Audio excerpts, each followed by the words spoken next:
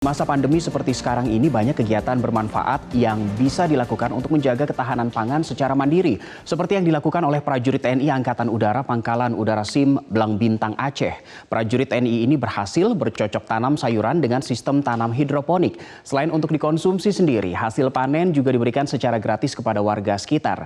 Berikut kita simak liputan Al-Hadi Habibi dan juru kamera Fahmi Reza dari Aceh Besar, Provinsi Aceh. Pemirsa, dengan lahan yang terbatas, saat ini banyak sekali alternatif yang bisa dilakukan untuk tetap bisa bercocok tanam, salah satunya dengan metode hidroponik. Seperti yang dilakukan oleh salah seorang anggota TNI Angkatan Udara di Lanut Sultan Iskandar Muda Blang Bintang Aceh Besar, di mana ia berhasil membudidaya tanaman hidroponik berbagai macam sayuran. Dan saat ini kebetulan saya sedang berada di halaman rumahnya. Dan untuk lebih detailnya seperti apa sih cara budidaya tanaman hidroponik di halaman rumah ini, kita berbincang langsung dengan anggota TNI Angkatan Udara tersebut. Ada Bang Sugeng. Assalamualaikum Bang Sugeng, sepertinya lagi sibuk-sibuk nih. Bang Sugeng, kalau boleh diceritakan mungkin sudah berapa lama mulai bercocok tanam dengan konsep hidroponik ini sendiri, dan dari mana sih awal mula tertarik berhidroponik ini? Berapa lama berhidroponik? Saya udah kurang lebih 1 tahun. Sebelum itu pun saya tertariknya karena dari teman-teman udah mulai duluan, dan hari-hari saya hanya kepengen.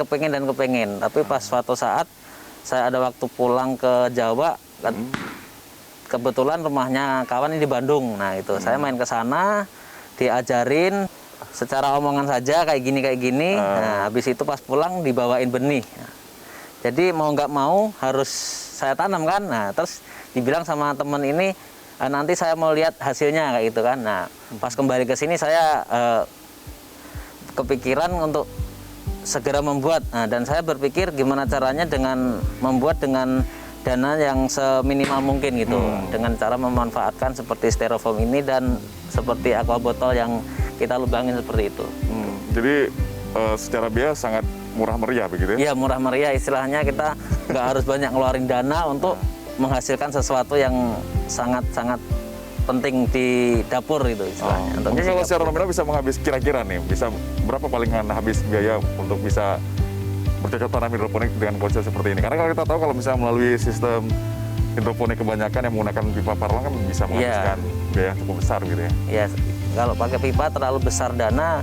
Kalau kita ini pakai kemarin beli styrofoam ini harga dijual sih kebanyakan di toko-toko buah harga 5.000 gitu. 5.000. Ya, untuk di dalamnya ini kita kasih plastik seperti ini, plastik hitam supaya air itu nggak mengalir. Plastik-plastik seperti plastik tempat sampah itu yang hitam besar itu, nah kita manfaatkan itu aja yang murah gitu. Berarti ini styrofoam bekas buah begitu ya? Iya betul, bekas buah kita manfaatkan. Terus kemudian sudah dilobangkan untuk bisa disemai tanaman, di tanaman ini ya. Kalau rata-rata untuk waktu panennya sendiri ini bisa berapa lama?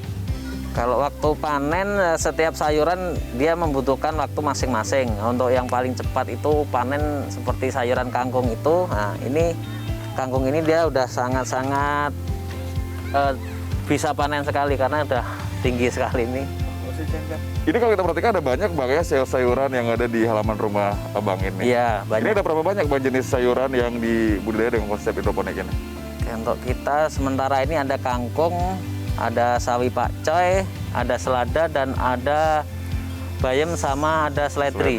Termasuk juga ada pagoda ya. Mas Sugeng, ini kan ada banyak juga orang yang bercocok tanam melalui metode hidroponik, tapi kadang-kadang tidak membuahkan hasil yang maksimal begitu. Iya. Mungkin dari pengalaman Bang Sugeng sendiri bisa disampaikan apa saja sih faktor yang menentukan atau faktor keberhasilan bisa membuahkan hasil yang maksimal?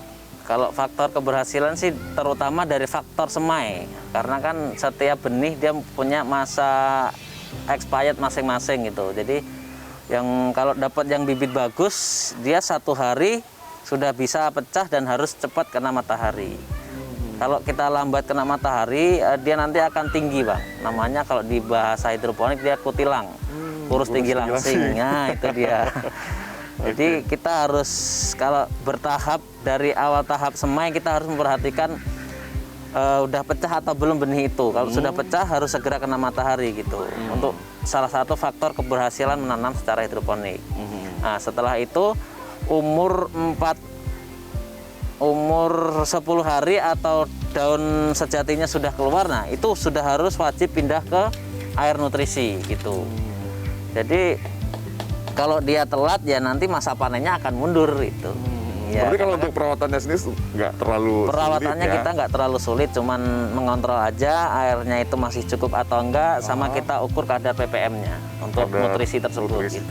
Ya. Dan memang lahan yang terbatas ataupun juga tidak memiliki lahan yang cukup luas bukan menjadi persoalan juga untuk tetap bisa bercocok tanam di halaman pekarangan rumah Anda mungkin pemirsa, dan salah satunya Anda bisa melakukannya dengan metode hidroponik.